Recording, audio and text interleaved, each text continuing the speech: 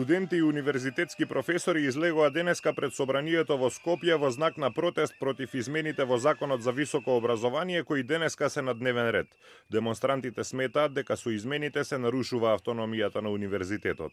Студентите поставија црвена лента која требаше да го означи финишот на маратонот за лоши реформи во образованието.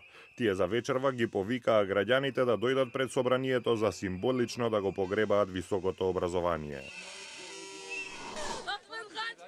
Родителите на децата што беа убиени во минатомесечниот напад врз воено училиште во градот Пешавар во Пакистан се обидоа да го спречат опозицијскиот лидер Имран Хан да влезе во училиштето. Тие скандираа извици против Хан велејќи дека додека тие жалеле за нивните убиени деца, тој ја планирал неговата неодамнешна свадба. Партијата Техрике Инсаф на Хан е на чело на провинцијската влада во Пешавар, каде што талибанците на 16 декември убија скоро 150 ученици. Околу 100 луѓе излегоа на протести против поскапувањето на струјата во градот Нарин во северен Киргистан.